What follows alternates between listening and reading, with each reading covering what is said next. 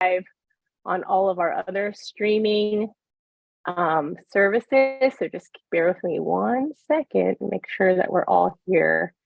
And I'm super excited because I have more people than normal on this Tuesday talk because I get to have admissions officers, but also a couple of current students, a recent grad. This is exciting because these are people who kind of walked in your through the journey a little bit ahead of you, and so you get to ask them questions and pick at their brains. And so super excited for that. Before we dive in, I wanted to make sure that people knew where to be. So let me share my screen just 1 second here. And if you need any Chinese support, we actually do have Chinese support. 如果需要中文翻译的话, you can go to 小儿通, and I have a team there who's typing in the chat. And if you have to ask questions in Chinese, you can do that.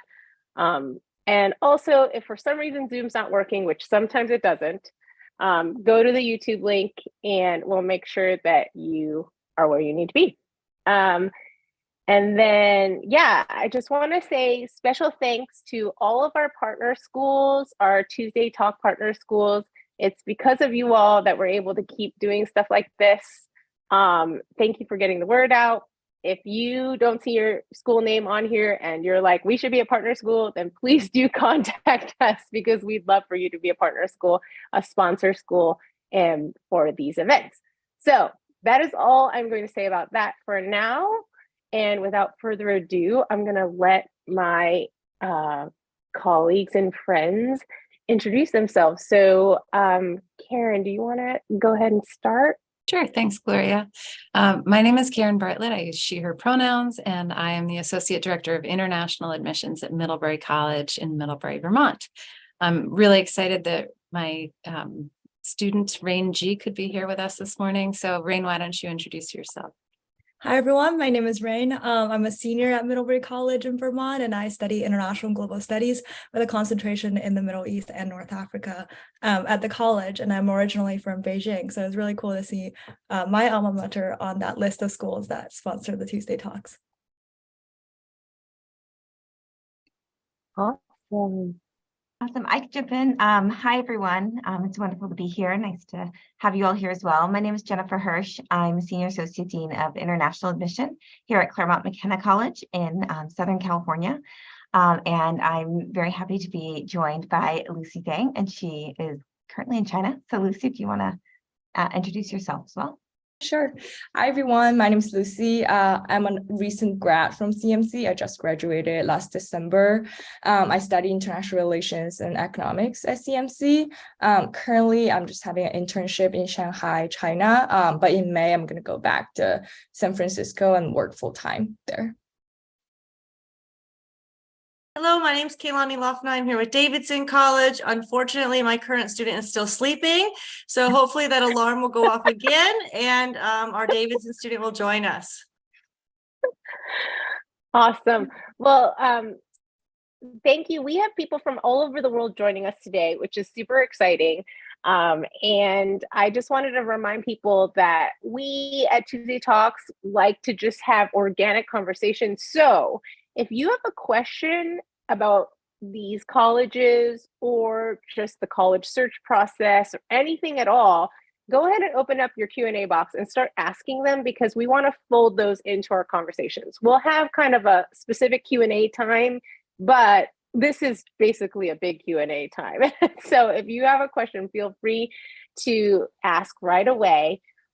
But I wanted to start off and ask the admissions officers a question because I know that you all have just come off of a crazy, crazy busy time.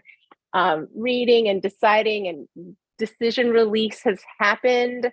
Has it happened? Kehlani, it's supposed to happen today, right? And so it's happened.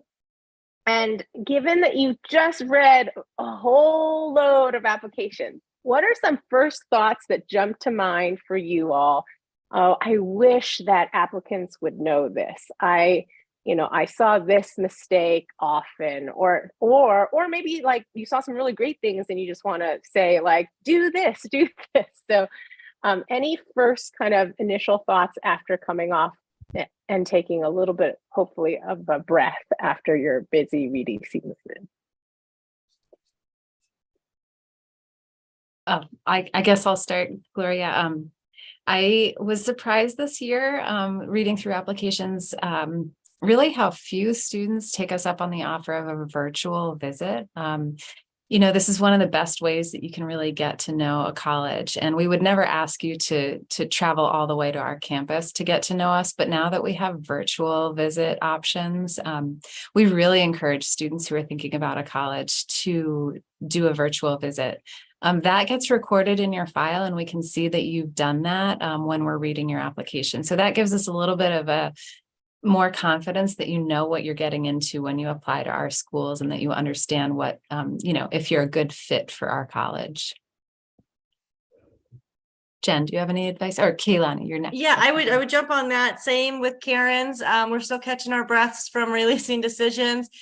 This is a great example, right? You're showing up here today, you're learning about our colleges, you're listening from current students or recent alumni, and that might help inform your decision to apply to our schools or not. Like, it's okay if you decide it's not a fit. But some of us, and Davidson's one of those schools where we really track demonstrated interest at regular decision. Even if you take time with your supplements and you write a great and detailed why X school or why Davidson, if you don't have that kind of evidence of showing up for one of our virtuals, which we're still doing, on a weekly basis throughout the fall months, and programs like this, then we're not sure where we are on your list. And we have to take a chance on students who we think are really excited and who might enroll at our schools. So you might find yourself on the wait list. It might just be because you didn't take us up on one of our virtuals, or we didn't meet you while we were traveling. Now that the world is totally open, we'll be able to meet you in person, hopefully, but take us up on these virtuals, because we share a lot of information that you can't find on the website. All right. Well, my advice is focused a bit more on how you present in the application, specifically around the things you're doing outside of the classroom. Here at CMC, and I imagine for many selective liberal arts colleges, which we all are, your academics get you so far in our admission process. So essentially that gets students, strong academic records get you into the conversation of being admitted, but everything else, a part of your application, sort of pushes you over that edge. And Kehlani and Karen mentioned some of those pieces. Another piece is everything you do outside of the classroom that makes you who you are. We look at, the depth of your engagement, not just a list of engagement. So my advice really centers around how you use your extracurricular list and any of those spaces, your essays, the written portions. Make sure you do an initial interview. All of these things round out your application. The extracurricular list that lets us see how you're engaged in your community. So it's not really just about seeing every single thing you do. It's more about how you're engaging in the things you do, how you're contributing to the clubs and organizations, how you're creating things that help people in your community. Those are the qualities we're looking for. We're not just tallying up information or leadership roles or types of organizations. And then the interview really rounds out your story. It allows you to talk a little more in depth about certain areas. So we get to see the full scope of what you do, sort of in the really micro academic sense. And then as we get more in your application, we can see you as a fuller and fuller person. And the more you put into the interview and the personal statement and the depth, then we get to see you deeper way and not just a surface level way. So think about what you do as you lead up to your application, and then be really thoughtful about how you present the various activities and roles that you're a part of. Well, let's take a step back a little bit, because I know like we're diving in to talk about like virtual visits and things like that. And this is a form of virtual visit. It's not exactly the same as a virtual visit at a specific school, but it is like we're coming here to get to know each other. So taking a step back, why don't the three of you, and maybe your current student or recent grad as well, can talk very briefly about your college. I think some of you, some of the audience came in because of the names of your schools, and some of them are just like, I'm just coming to a Tuesday talk and I have no idea who these three colleges are.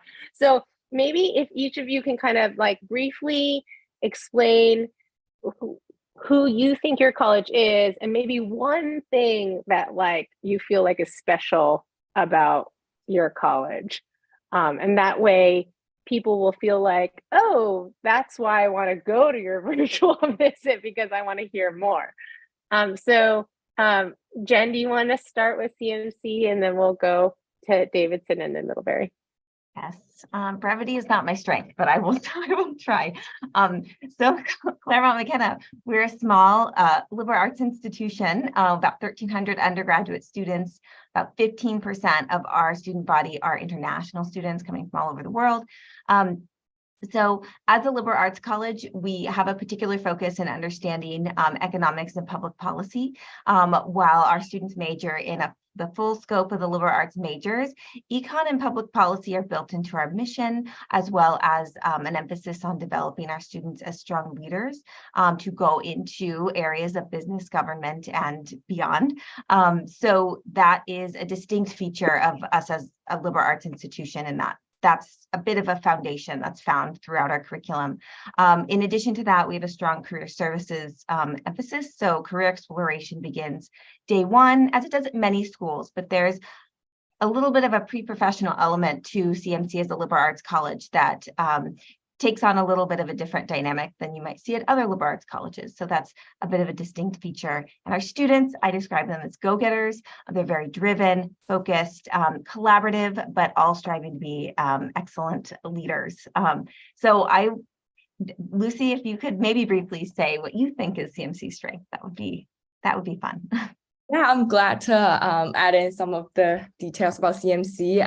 As Jen just mentioned, CMC has a really strong business and politics environment. I personally major in international relations and economics.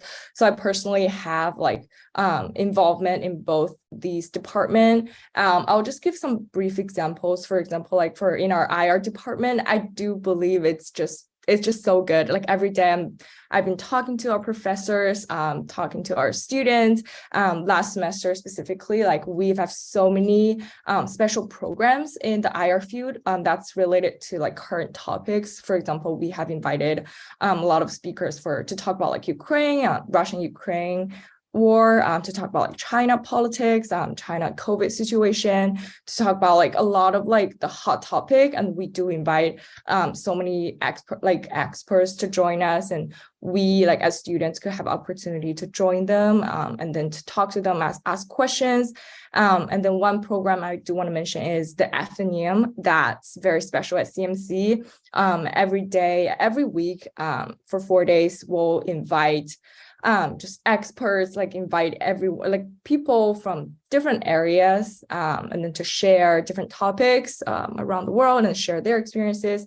It's personally a really valuable asset for me. I've learned so much from the Athenaeum program, just to know about different topics in different areas. And I think that's really helpful.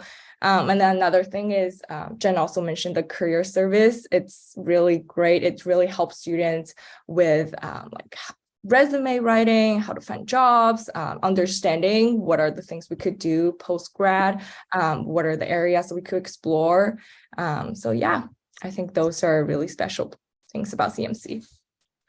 All right, Davidson, we're located in North Carolina. I think that's unique enough in that we are one of the only undergraduate only colleges in the Southeast, this part of the United States. During orientation, our first year students will race for freshly baked cakes. That's one of our traditions at Davidson. And so we have cakes that are baked by community members and faculty and staff, and it's all first year students, and it's part of orientation and getting to know your future friends. And then we have a very close relationship to the city of Charlotte because of our location. We're 25 minutes from Charlotte. We have a large number of alumni who are professionals in the Charlotte area, so a lot of networking opportunities. And then I would say the last thing is we have this honor code that brings students together from radically different backgrounds, and they come together and they have this shared experience through the honor code on doing the right thing when no one else is looking. And that means taking exams without a professor in the room. That means you get the utmost trust. So we believe in trust. We believe in academic integrity. We believe in being kind to one another. And we require a peer recommendation as part of your application. And that's something that's different about Davidson as well. Thanks, Keilani. So at Middlebury, we really feel strongly about students taking agency over their own education and taking charge of certain aspects of the college when they're here. And so I am actually going to turn it over to Rain, who's one of our senior fellows in the admissions office. She's been giving information sessions at Middlebury all year long. And so I'm going to let her talk a little bit about her experience at Middlebury. Yeah, I think looking back at my 4 years at the college, if I were to boil it down, I would say that we're a small liberal arts college that's located in rural Vermont, but we're really globally minded in that we have 36 different study abroad programs and sites in 16 different countries and regions. And we started our new program in Kazakhstan and Puerto Rico, which are really cool places that it's really fun to visit. In addition to that, I think through our intensive and immersive language program, we have gained this reputation of being a globally connected school. This Middlebury College is where Peter Hessler learned Arabic. And I think for a lot of Chinese audience in there, you might be thinking, how did he get really fluent? And the answer is through Middlebury College intensive summer program. And it's really cool to find that connection because I was recently reading his book. In addition to that, I think we're very, very, very environmentally minded and environmentally conscious. I think over my past 4 years at the college, I have developed a sense of wanting to be a better steward of the land. I come from a big city. I think environmental issues weren't my top priorities before coming here, but we as a college achieved carbon neutrality and we're on our way to be fully divested from fossil fuel investments. And, you know, climate change is one of the biggest problems we're facing as a humanity in this century, but I think Middlebury is doing its own share in tackling the problem. Amazing. So if any of these things that any of these people resonated with you at all, and you're like, oh, that I love that about that, or that like sparked some joy and interest in me, then you should go and do a virtual visit. So there is a question here of like, how do I even go about doing that? What am I supposed to do? What's the process for it? And then maybe let's talk a little bit about like how people can prepare themselves to make the most of their virtual visit. So let's start with process. Like, what does a student or a family do if they're like, that thing that they said about, global awareness, like I like that, I want that. What should they do? Go to our website, the admission websites of the school that is of interest to you, / the multiple schools that are of interest to you.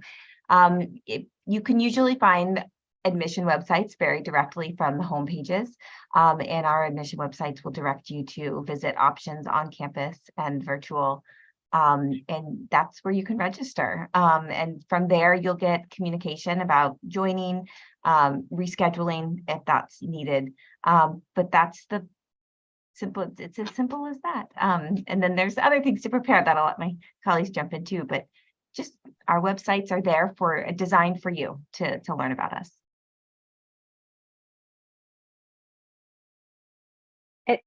Is there, go ahead, Karen. I would just say this is the tiny silver lining of COVID, is that we all sort of pivoted and did a lot of virtual work. And we're not going to let that go completely because we realize that it does allow access and inclusion for students who are in other parts of the world. So it's still there. We still want you to engage, and it's a great way to do some surfing and discovery from your own home. And some might be educational, right? There are many colleges that offer admission intensives or admission programs, helping you with writing that college essay, demonstrate interest that we talked about. So some of those might be educational, and that still counts as kind of showing up and learning about the college. Some are led by current students, like Rain is a current senior fellow in the admission office at Middlebury. We have those at Davidson. I know that Claremont McKenna has them, where you are just meeting with current students. So So imagine this screen without the adults here, right? And so you can ask any questions you want, and it's really low key, and they might give you a virtual tour of campus. So then you get to see what campus looks like and hear their stories. So there are a lot of different types of virtual. And then there are the 30-minute information sessions where you're going to hear one of us adults talking to you about our colleges for 30 minutes. That's our job. And we think that we're trying to really help you get to know place. So I would say take advantage of all the different types. We do love when you turn on your cameras. Nothing feels worse than when it's yourself and a bunch of the kind of blank screens and you're just talking to yourself. We don't even know if you're there, right? You could be over in the kitchen and listening to us. You may have left the room. Don't do that to us, but show up and turn on your camera.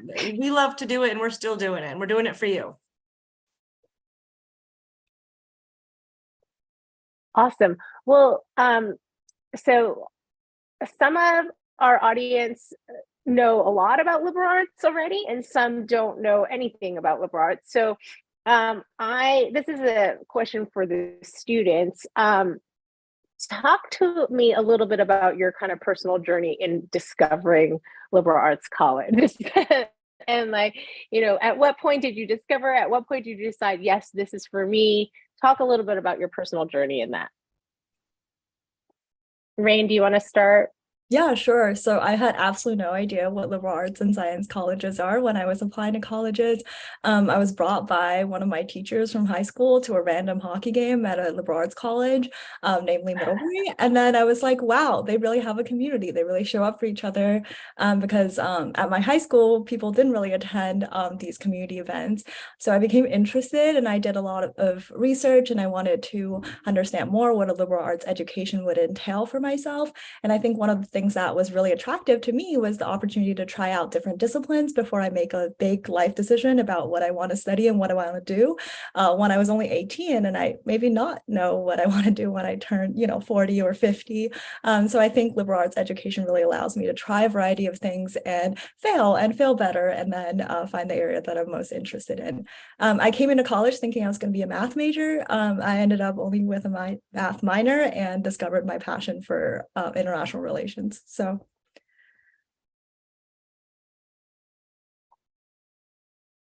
How about you, Lucy? Yeah, I actually discovered liberal arts from a CMC alum who was really active on social media. And then she was like writing stories and writing articles about like her college life. And I accidentally found that article when I was in like junior in high school. And I just became obsessed with her writing because she shared so much about her college life, about like things she did, the courses she took, the journeys that she was on. And I was just really admire and just was fascinated about the things, the college, like the liberal art college, like the experience that she mentioned. And so that's where I started to discover more about liberal art colleges and also like CMC in specific. And I actually went here for college tour and I talked to some then alum and current students of CMC. And what I love most about liberal art college is really the small community it has, the small classrooms, the connections you will have with the professors, with community. Like at CMC, we only have 300 students per class, and then so I think I literally know everyone in my class. And like every day when I walk to class, I would just say hi to everyone. I really feel that's a really inclusive and tight-knit community that I truly fit in. And I was really happy studying there. And also like for CMC specifically, I think the focus on learning for the sake of doing was really attractive to me because I think for me, it's really important for the application of study instead of just for, just study itself. So I think for SCMC, we really learn a lot how you could apply your knowledge to make the world a better place. And I think that I resonate with a lot. So there are obviously some great things about having a smaller college and a smaller community, but there is a parent sort of asking, what about, you're kind of in the middle of nowhere, you're kind of in a very small area, like how is there like recognition of shared resources or credits? Do credits transfer over from one place to another? Like, how do you kind of take advantage of your surrounding areas to kind of make it feel bigger or more well resourced? So any comments on that? I think a question I often get is how was the transition for me from Beijing? I mean, Beijing is obviously a metropolitan, and coming to a rural small town in Vermont is a huge transition. But I think, being in rural Vermont is actually a very quintessential part of the Middlebury identity, in that we're very plugged into our community and we're doing a lot of things. We're doing a lot of community services. And in addition to that, Middlebury's career services really do a great job of encouraging our students to branch out during their summers. So we offer, funding for underpaid or unpaid summer internships, or you can take advantage of. And I think my parents definitely, as Chinese parents, had a lot of concerns about like name, prestige, brand recognition. And one thing that I've absolutely loved about Middlebury College is that we have alums who've done our language schools. We've alums who were part of the Monterey Institute of International Studies, or who were actually alums of the Middlebury College or our Bretlove programs. So we have sort of a widespread of alumni networks. And also a perk about Middlebury College, also a personal reason that I chose it, is that we have our own ski mountains. And I grew up skiing in Beijing. And so it's awesome to continue that interest and hobby that I had in Vermont. I could jump in a little. I think for me, CMC, as part of the 5C consortium, it definitely feels like a big school to me. I met other students from other 4 colleges, Pomona, Pitzer, Scripps. They're like in our classes, in our clubs, and mostly just like when we eat in different dining halls, we would just jump into other students. And with all the 4 colleges there, it does feel like a really big community to me. So I think the perk of CMC is just like you could have that small inclusive CMC community while also having access to this 5C consortium where you could actually take classes in other schools and also like meet friends from other colleges. So that's a really good thing I enjoy. I would just add, and I wish I had the student perspective here. I think he's still sleeping. A good percentage of students do study abroad during their time, and that might be during a winter break, that might be a full semester, it might be a year, it might be a summer program. So you're not always on campus for all 4 years, and especially during summers, we don't have classes during summers for students, and that's intentional, right? We want them to be doing internships or volunteering or job shadowing or research within our labs, or research at other facilities, or maybe something outside the United States. So we have a career development office at all of our schools that will work early with our students to say, let's think about your first summer, right? Let's think about that first internship. Let's think about, classes you're going to take, but then kind of that practical experience off campus, connecting with those alums, as Rain said, right? We have a very strong alumni connection, and our alumni are always asking for current students to intern with them, right? They know the value of our students and how hard they work and how smart they are, and they're going to be really great interns and hopefully maybe even one day good employees. So it's that network piece. We're fortunate in our location that we're close to Charlotte. So we do take advantage of Charlotte with our student union board. We'll look to see, is Steph Curry playing basketball in Charlotte, right? Against the Charlotte Hornets. The Golden State Warriors are coming to town. You better believe there's going to be a section of red there, Davidson students. So we go and see him. We have Broadway musicals that come into Charlotte. There's a lot of fun things. So the student union board will actually plan some of those events.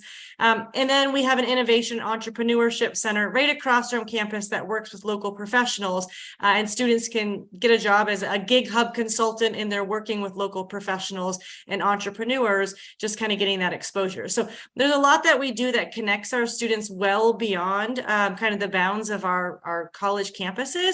And as Middlebury, mentioned as well, like they have their global reach around the world that comes to campus in the summer, but then also students have the opportunity to go. So despite our size and despite our locations, because of the tight-knit communities and the tight-knit relationships with alumni, that reach is actually quite deep at our schools. That's great. I went to a liberal arts college myself, and I love kind of jumping in from like a small to a big to a small to a big. You're still in a community, a greater community, and lots of opportunities to.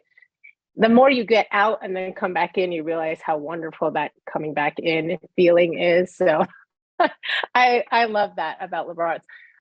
You know, there's one student saying, you know, I heard it's sort of like, if you're going to, like, this college might be smaller than my high school. You know, like, how is it, you know, how is it different? And, you know, some of these kids are going to boarding school already. So it's like, how is it different from my high school to go to then another small boarding community?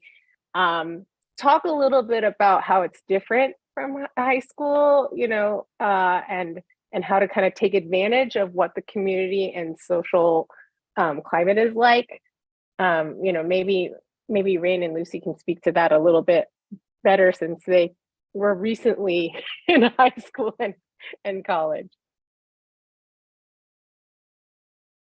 Yeah, sure. I'll get started. I actually did go to a boarding school. So I think the transition was actually more different than I hadn't sort of envisioned, because I've also heard the stigma that it's like doing boarding school over again. And first of all, we have amazing professors that are just so unlike high school, where, you know, there's a lot more structure to what classes that you should be taking or you need to take. But at Middlebury, you can really take this curriculum into whatever directions you want. And even with professors that you're not taking classes with, you can show up to their office hours and develop really important and meaningful relationships. And I've gotten a lot of help from different departments during my time here. And without their help, I wouldn't have been able to be where I am today and get into the programs and fellowships that I've always wanted to. After graduation, I'm going to be a junior fellow at the Carnegie Endowment for International Peace, a think tank that I've always wanted to work for. And that is mostly thanks to all the support that I got from a lot of political science professors that I'm not actually part of their department.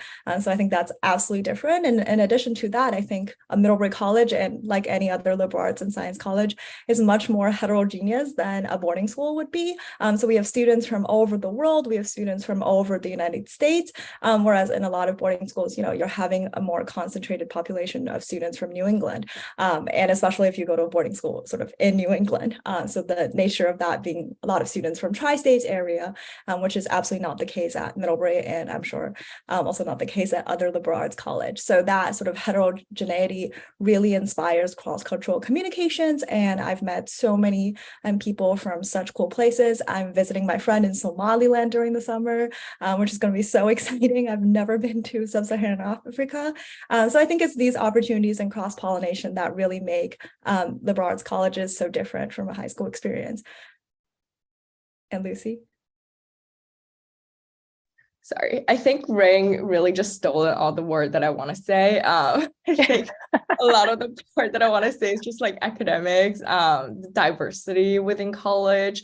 I think, yeah, I feel like to me, I never felt like it's high school again, because it's just so different from my high school. I went to a local high school, not a local, but like international high school in China, but it's mainly just Chinese students. It's definitely less diverse, and then the academics is very like strict, where you could only take certain areas and the required courses the school asks you to take. But in college, you definitely have more freedom of choosing the courses that you want to take, you want to explore, just meeting students all over the world, and then just like try your own things and like meet professors, talk to them, and try out different areas you want to explore, your future career. So I think it's really different than high school in so many ways. Yeah, so I actually never thought about, you know, it's repeating high school. Yeah, for the admissions officers in the room, you know, I think there's a question of what are the requirements of the curriculum? Like, you know, there is a question here about that, and you know, coming from a high school that has a very kind of like the course selection is sort of set up for you, and or if people are thinking about larger universities, you have kind of general requirements that you have to fulfill that first 1 or even 2 years. What's it like at your colleges, you know, in terms of curriculum and course selection? I can start. You know, most colleges are going to have some sort of a requirement that you have to fulfill before you graduate. And that includes fulfilling your major requirements, but it's going to be anything from an open curriculum to literally you can take whatever you want as long as you finish your major, to a little bit more prescribed and pushing you to try different areas that you might not normally try. So this is a big difference between a big university and one of our liberal arts colleges. At a lot of universities, you have to apply to a specific college or school within the university, and you won't have a lot of ability to take courses outside of that major or that school.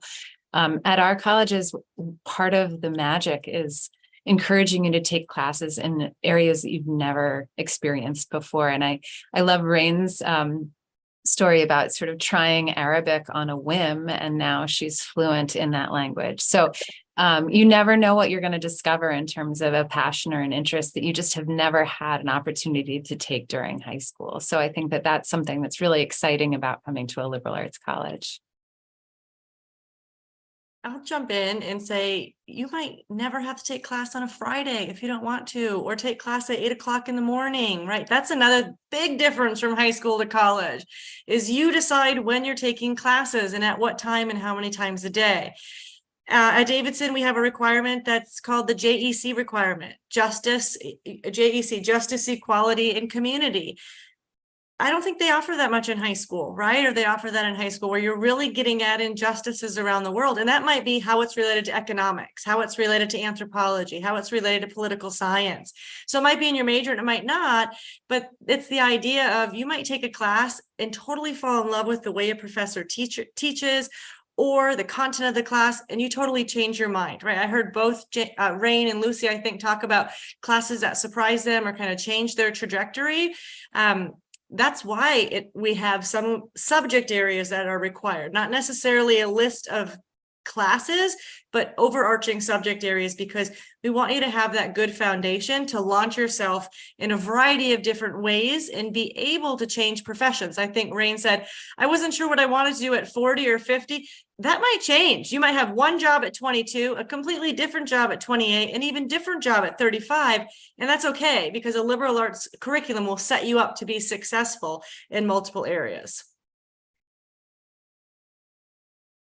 I have one quick thing to add that I think to know a lot of liberal arts colleges, I won't say everyone, but I think many have some type of writing course. And it's usually focused on helping incoming students. It's usually done in the first year. Really hone your writing skills because that's going to be an important skill throughout every class that you take and all the disciplines. You'll do a lot of writing at a liberal arts college, regardless of your major. So generally there's some type of first year writing course. That's sort of what we call it here. So that's why I'm using that term, but various terms that really sets that foundation for writing expectations as you move forward. Wonderful. Well, there's a couple of directions we could head right now, and I think I'm going to go pivot from the academics just a little bit, and then we'll come back to it. But there is a question about sports and sports culture, but also facilities and things, because large universities have these big events, and maybe the small liberal arts colleges don't. So, what are kind of what's that sports culture like at your schools? How, if you're like an athlete, what can you do to either kind of at a higher level or just a club level? Anybody want to jump in here? Jump in just because we're a little sporty. You don't have to be sporty to join Davidson, but 25% of our students are Division I athletes. So we have very strong athletics here at Davidson. I see Sam has risen from his slumber. So happy to have you here, Sam. We'll talk about sports. I'll pass it on to Sam for a second, but in a second. But yeah, so club sports, 50% of our students are involved, intramural sports, and then of course our Division I sports. Sam, what would you say about sports at Davidson? Good morning, everyone. I think Davidson is a very special place in terms of sports. We have it's a Division One school, definitely, and that provides opportunities for students to, compete at a very different stage with several other schools, and also provides an opportunity to interact with definitely other students who come into the school and kind of play within our teams or with our teams, sorry. But in other than Division One schools, we also have intramural sports, and in all of the sports that they're there, swimming, baseball, everything. So there are opportunities to play with students who play in this national platform, and you get to learn from them, train with them, and also learn. But also in terms of playing outside the intramurals, the college, especially during the first year, will organize sport activities within halls. So you find students in this dormitory are competing with these other students from this other dormitory, and so it's a fun activity. And yeah, so there are opportunities for students to engage and to grow and develop their talents. So thank you, Kelani.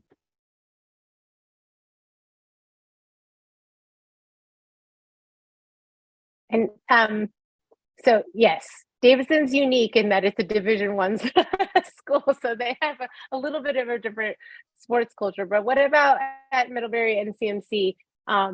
I mean, Rain, you mentioned skiing. I mean, that's like a different kind of like sport. Like it's not, Yeah, something I you really don't need a gym for that. Yeah, we have our own mountains, and we make skiing really accessible because we have free or discounted ski passes or ski rentals or snowboard rentals for that matter for all of our students, and all first years get a free pass. So that's really cool. I've worked as a ski instructor, and I meet a lot of folks who've never seen snow before. So that's something really interesting and unique about Vermont. We really encourage students to get involved with the outdoors, although we also recognize that it's not been a space that's traditionally accessible to some, especially those from cities or underprivileged background. So we try to our best to make it really accessible with like gear room rentals and stuff like that. I tried snowshoeing for the first time. I tried hiking and camping for the first time, overnight camping. That was crazy.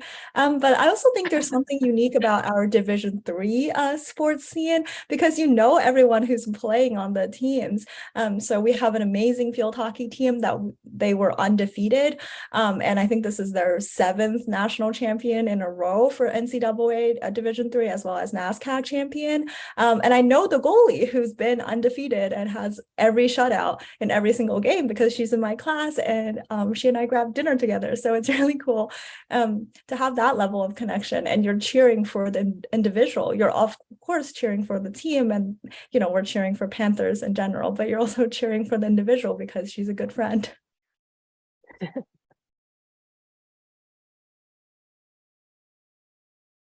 I just like to add another layer of, I guess, athletic and more broadly like health and wellness for folks that may not be in sort of the sports or organized sports realm. But I think all of arts colleges are going to have that big range. You've already heard the varsity, intramural, club.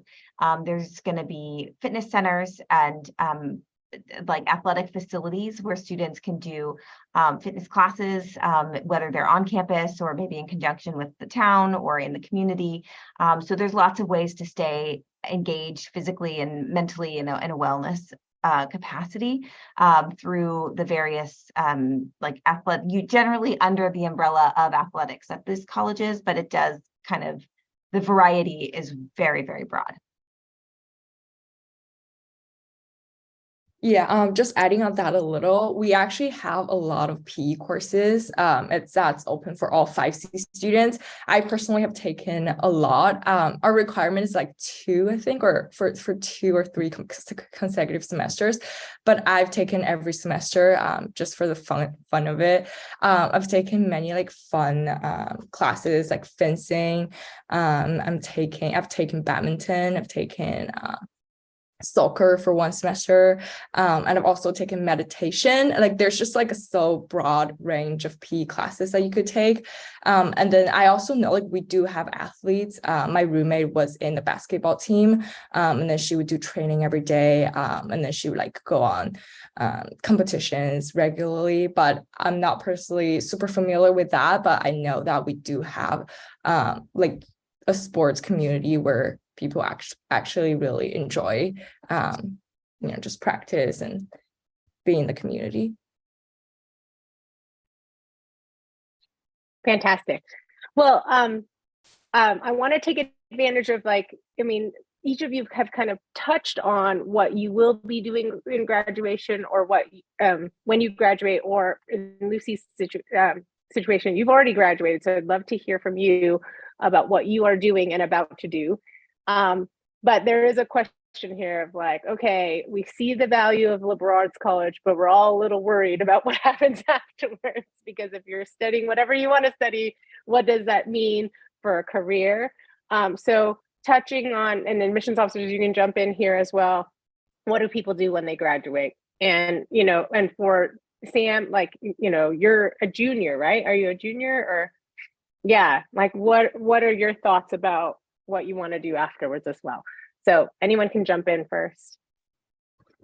Yeah, I could talk a little bit about myself. I just graduated in December, and then I think in the future, or just the near future, I'm going to be in the finance industry. Currently, I'm having an internship in Morgan Stanley in Shanghai. I'm in their private equity group. So it's been really interesting. I've been looking into different industries like electric vehicle, and then solar panels, so a lot of those industries for investment opportunities.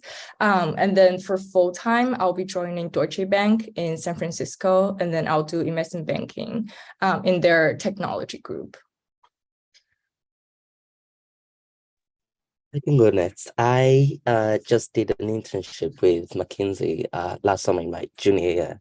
In my sophomore year, sorry, and I'll not be working with them this summer because I got a full-time offer for when I graduate. So this summer I'll be doing the Davis Peace Project in Kenya, and also be studying abroad in Ghana. But it's just a testament to what a liberal arts college degree can do. I think liberal arts do a great job of preparing you in a very holistic manner to tackle challenges in a very worldly kind of view. You get to see things from a different perspective, having taken classes in different areas, and it really came to play, especially during my internship. So I think that's one of the things that employers look at, and they'll really want to see someone who can come in and just give different perspective of issues and problems and all that. So and being in a liberal arts institution,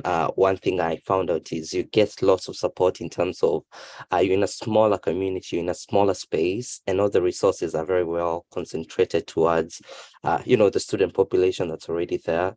So, for example, if you're applying to a certain grant, you're not competing with, 20,000 students who are in universities and all that. You have an easier chance of getting these grants. You have an easier chance of getting mentorship and getting getting prepared and having these opportunities. So yeah, thank you.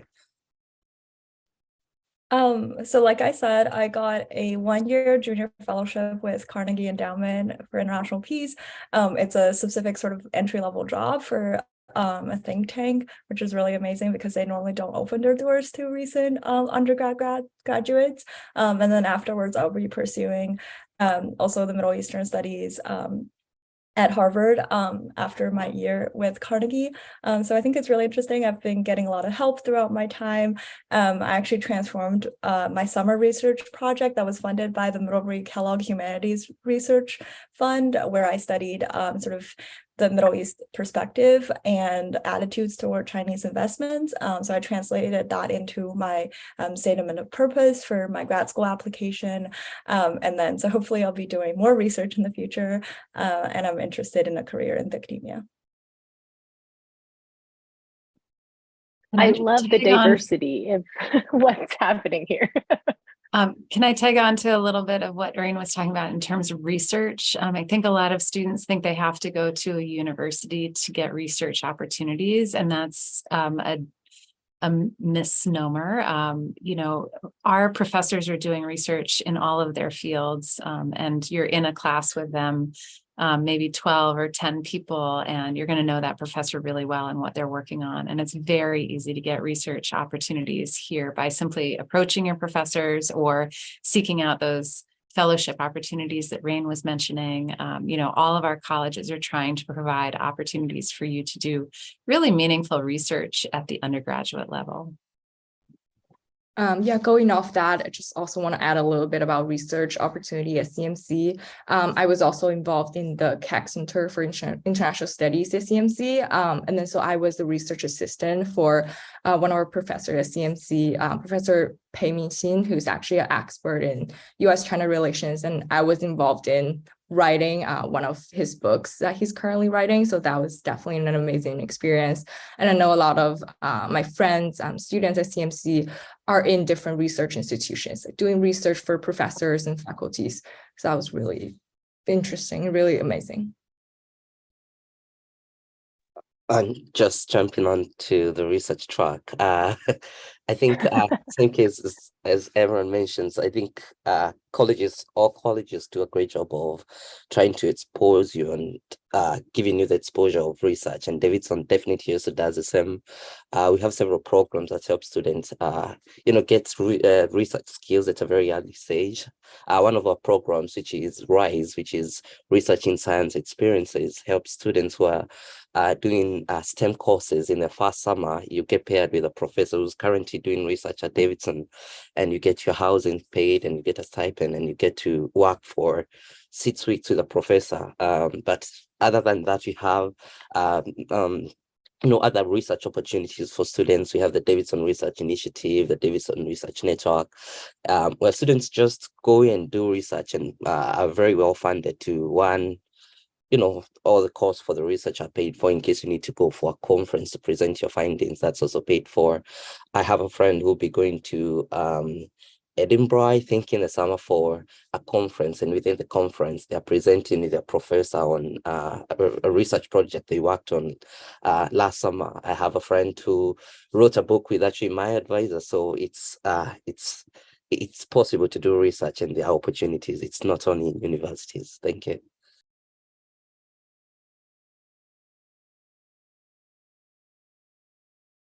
So you all are super impressive.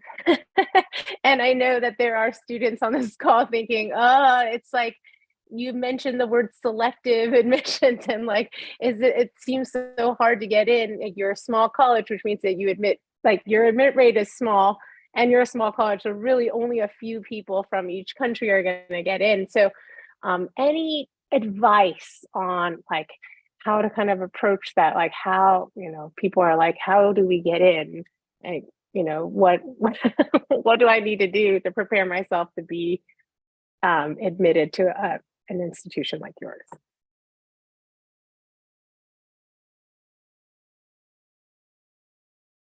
I'm happy to jump in.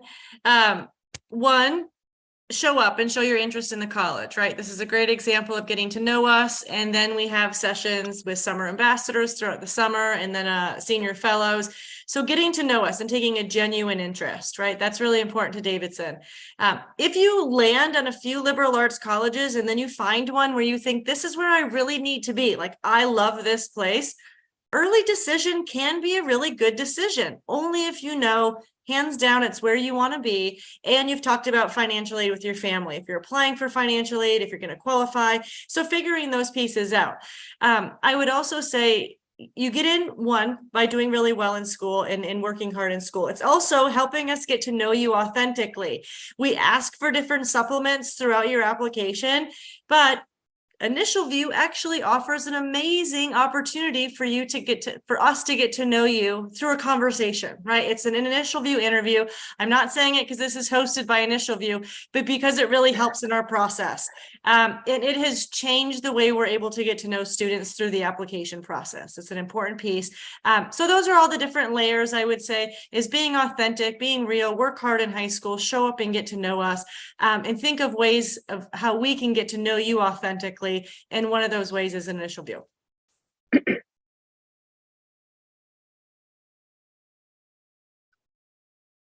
Any Great other ideas. advice? Yeah, great ideas, Keilani. And I think that if you are doing your research and you find schools that resonate with you, chances are you will resonate with that college because you're a good match for that college, and that will show up in your application and your interview. And so that gives you a leg up because we can see right away that you're a good fit for our institution. We don't admit every top student that we see come across our desk. I might have a student who says that they want to be in a city and study electrical engineering. And to me, I think, well, have you even looked at Middlebury? Because that's not our focus. And so we're looking for those students who are going to be able to take advantage of the programs that we're offering here. I echo my colleagues. I think the more you get to know us, the better you can answer the questions that we ask that are specific to our schools, that we can tell you did more than just read the bullet points on the website, which is still, again, a good place to start, but not the place to end.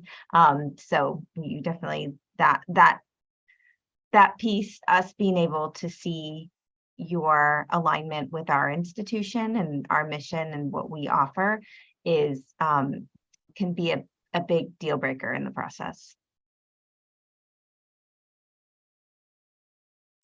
Well, it's always amazing to me how quickly this hour goes by. And there are a lot of other questions that we didn't get to, but this is why I'm putting up this information right now.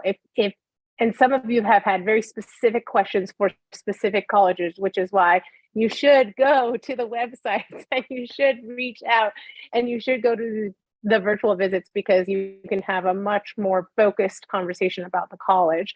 I've loved our conversation today. I'm also, our students on this call have been really gracious to provide their email addresses as well. They're in the chat. If you haven't opened your chat box yet, you can grab those email addresses if you have some questions for the students, because they would also love to answer your questions.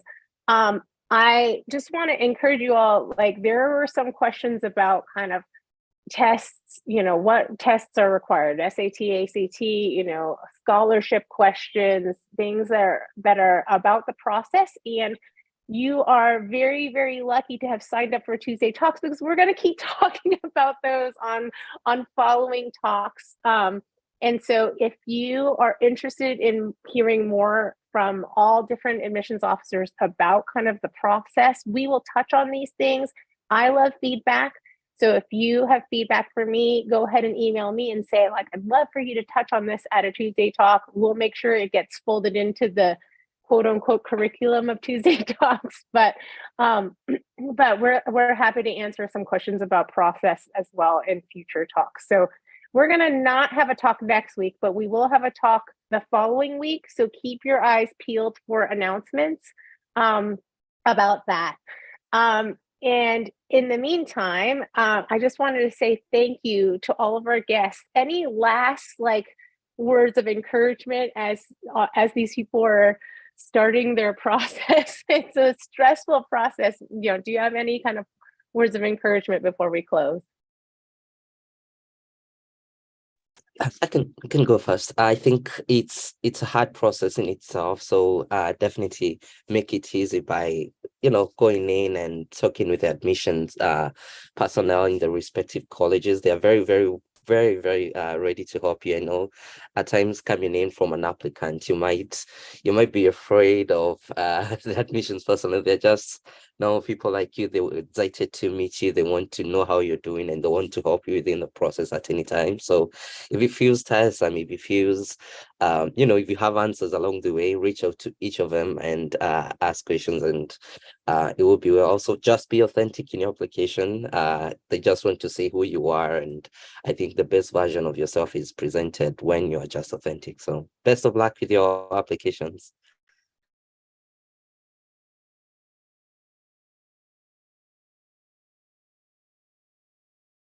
Any other I can add on.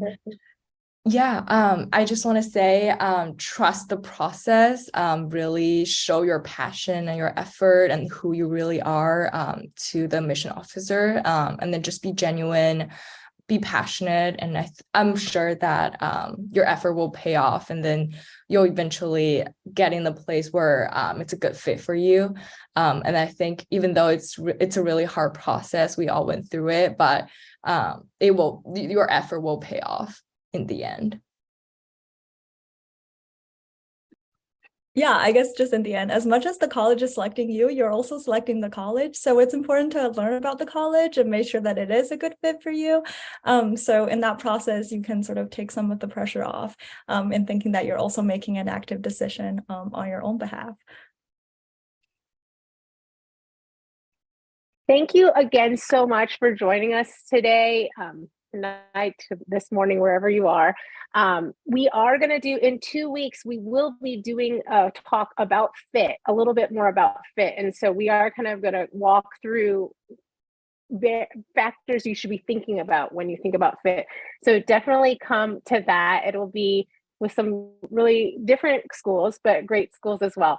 I'm going to hang on for a little longer because I know that there were some questions about initial view. So if you have a question about initial view, stay here. I'll answer those.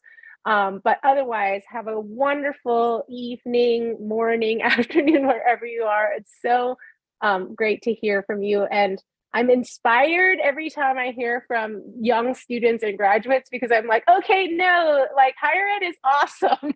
And there's so many wonderful things that you can gain from going to college. And I'm inspired by y'all's passion. And so hope that everyone else was as well. Have a great day, everyone. Thank you again.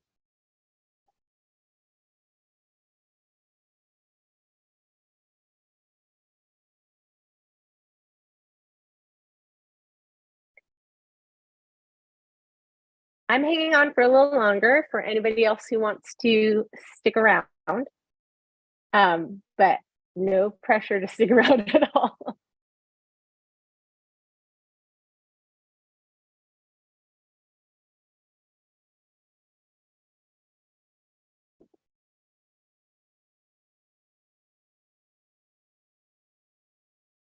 For people who are still here and who want to hear a little bit about Initial View, just for your benefit, Initial View, if this is your first time joining a Tuesday Talk, we are a video platform, video interview platform, so students can do an interview with us that is all you can send. So it is a general interview about you, and then you can actually send that to as many colleges as you want. So it's not a school-specific interview, but if you're honest and true to yourself, the admissions officers can really see sort of those qualities and those values that they are hoping to have in their students. It's a great opportunity to add dimension and color to your application. Sometimes the essays and things that are on your actual written application can't really come to life, but in a conversation and in a video, they do come to life. So that's what Initial View is. It is you sign up on our website, you have a portal, we give you all the directions, it's all done online. It's a real interviewer, a real person, someone trained on my team. And they're usually former admissions officers or former college counselors, so they know what it's like to talk to students, and they're going to be drawing out from you things that are important to you. And you get to watch it before you send it, so you can always say, I didn't like it, I don't want to send it anywhere. But most students, after watching themselves, think, yeah, that's great, and they want to send it. And you can send it to your ED school, and then you can send it to us. If ED doesn't work out, you can always come back into the portal and send to your regular decision schools. So yeah, that's the general gist. I don't know if people had some specific questions. I know there's still quite a few of you hanging on. So go ahead and ask in the Q&A, or you know what, I will open up. I can open up the chat so that if you want to chat or raise your hand or ask a question, that's great. Yuchi, you have a question, go for it. And I love I love all of you who've been active on the Q&A. If you have questions about colleges, I'm not the one to ask.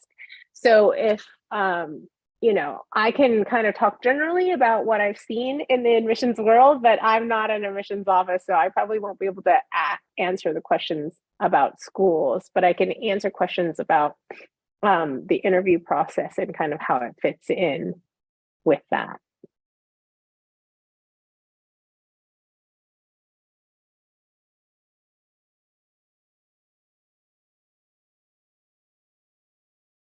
Any other questions?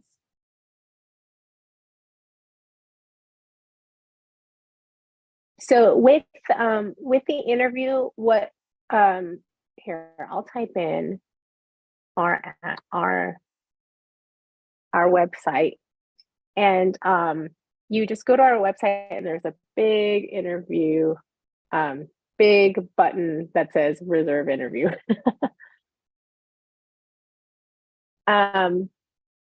Could I please ask? Yes, I will ask future presenters to speak a little slower. We also will have these recorded, and so you'll be able to come to our website. We have an archive of all of the sessions we've done, so you can always press play and pause and kind of listen that way. We also have all of the streams back on YouTube as well. So if you missed something, you came in late, that's okay. All of the sessions are recorded and you can listen again. And yes, like if you were a student and you went through my registration process and you registered on Zoom, like I will be providing information to the admissions officer so they'll know that you came, and you can always follow up with an email.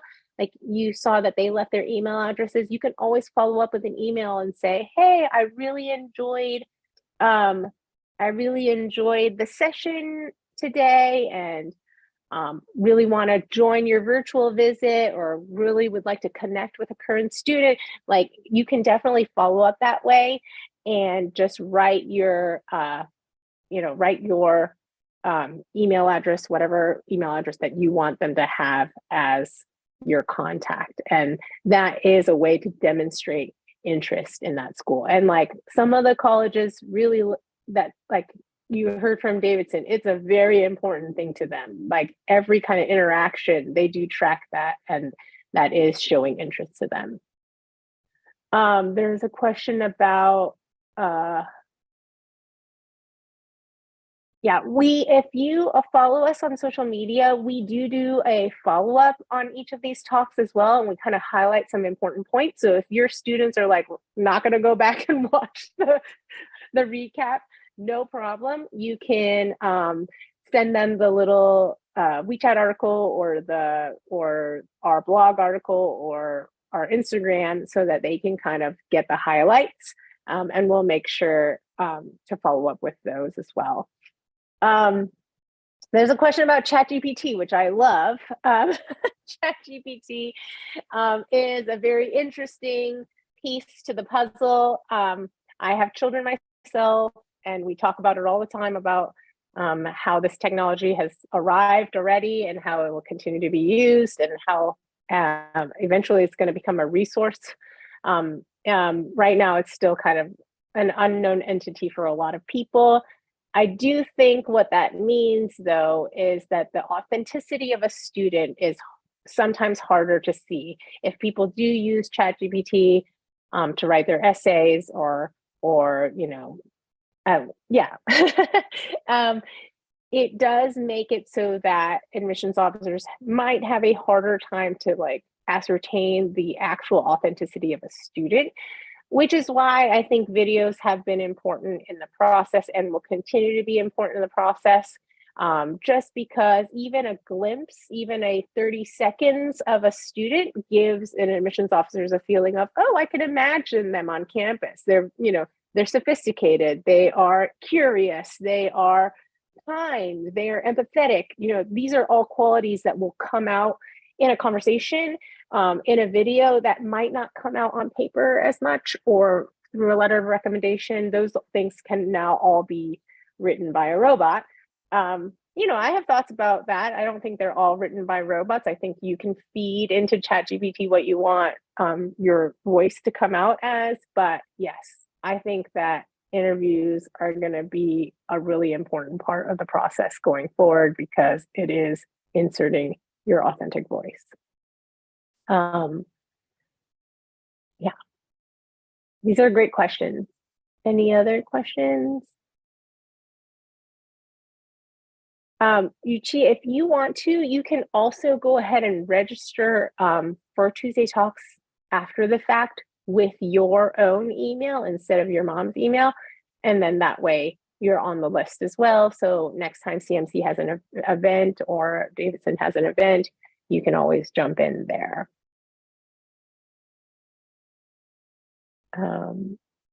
Any other questions? I'm going to hang on for maybe 5 more minutes. So if you have any questions or feedback, I love the feedback. You know, I appreciate needing to slow down the conversation a little bit. If there are students who need Chinese, or maybe not students, but parents who need Chinese translation, I do recommend the Xiaotong outlet because there are people over there who are typing pretty much everything that's being said in the chat.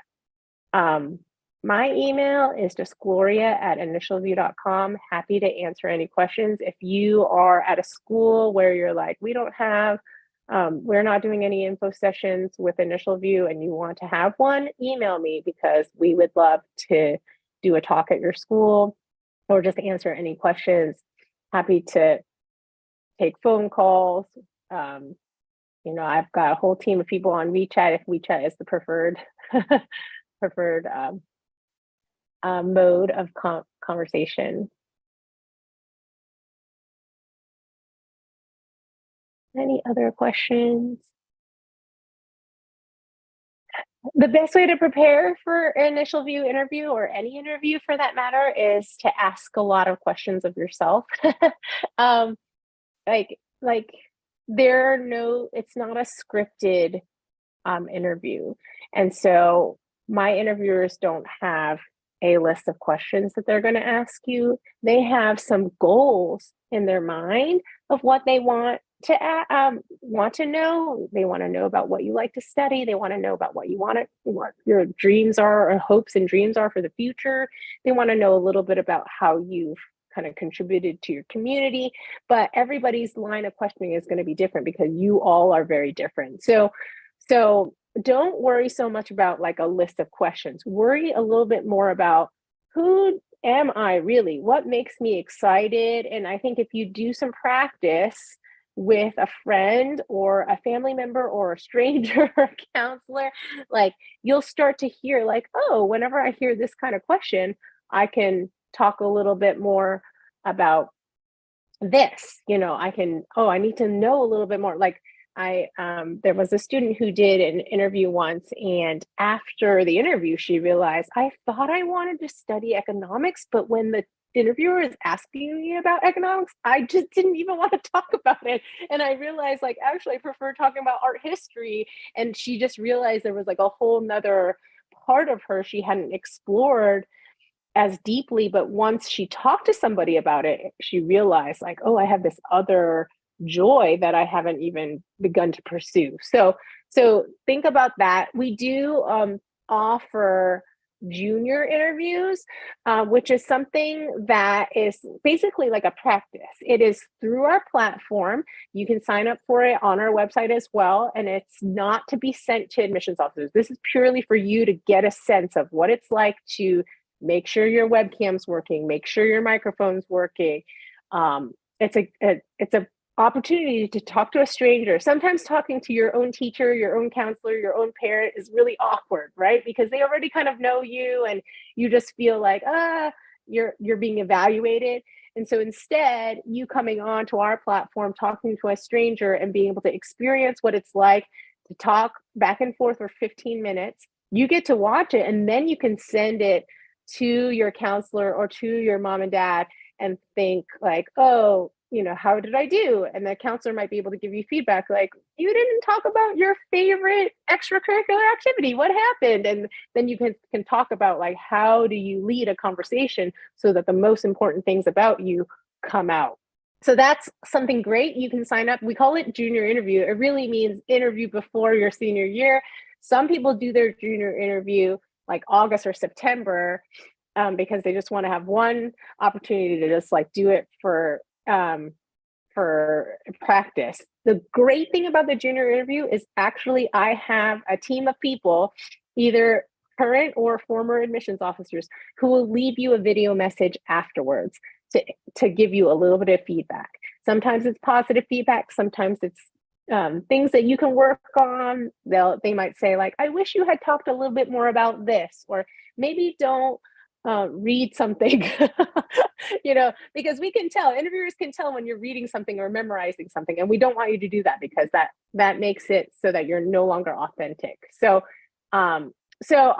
if you have the opportunity, I know some of the counselors on this call have already done a bulk purchase of junior interviews. We're happy to do bulk purchase for your school, or if you have a group of parents, if you are a parent and you have a group of parents who want to do a bulk purchase, we can do a bulk purchase of junior interview that's at a discounted rate, and that way you get to have the experience and also get feedback from an admissions officer.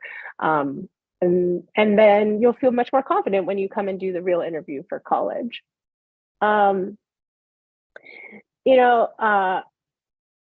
Thank you for being, some of you, this is your first time ever attending a Tuesday talk. I love it. Welcome. And this is one of my favorite parts of my job. I do, if you are in grade 10 or even grade 11, you should come to all of our Tuesday talks. It's a wonderful way for you to just understand the process a little bit more, for you to ask good questions. I invite admissions officers from all types of schools, from small liberal arts colleges like today, but I will also have some larger private universities, even some large publics will join us.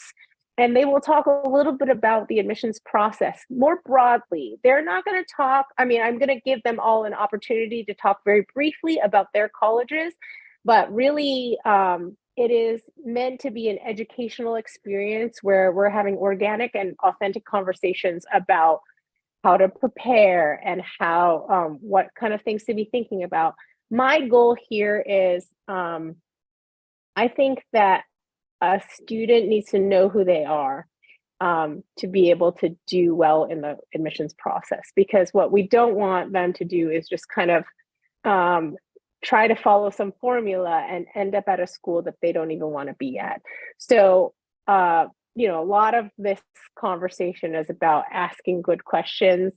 I always say, start the conversation, have the conversation. It's the conversation more important than the grades and the scores and the things like that. So if you have a grade 10 student, come to the Tuesday talks and just listen. That's the first step. What we offer here is an opportunity to bridge kind of the admissions officer with the family directly. I know that there are a lot of people in between, counselors, independent consultants, agents, all these people in between are wonderful resources to you, but we want you to be able to like connect directly with an admissions office. There are people on the other side, even though it is scary, there are people on the other side who want to answer questions and who want to direct you to the right place. And you might discover very quickly after listening to a talk, being like, yep, a school like CMC is not for my kid or not for me.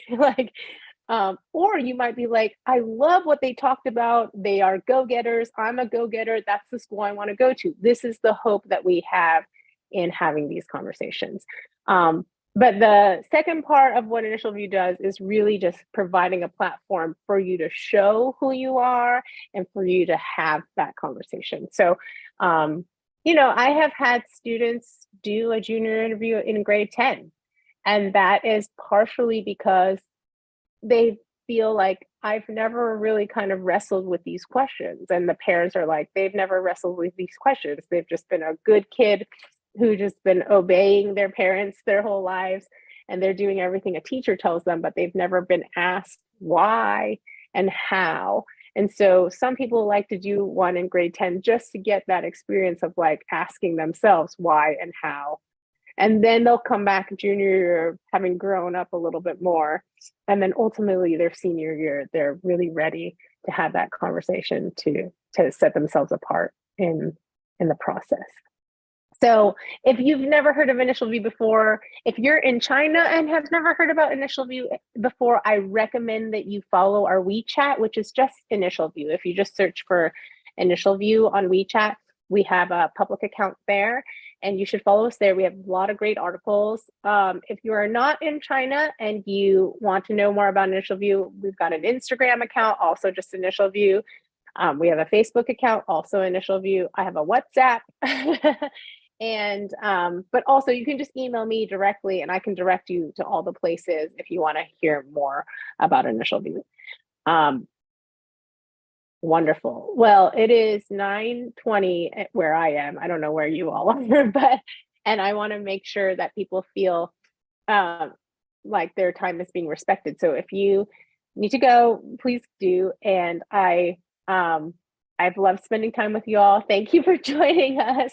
And again, email me anytime. We are taking a break next Tuesday, but the following Tuesday, we will be having a great talk with, I think it's Duke, Vanderbilt, Northwestern, and Dartmouth. So selective schools, but they're going to talk a little bit about fit.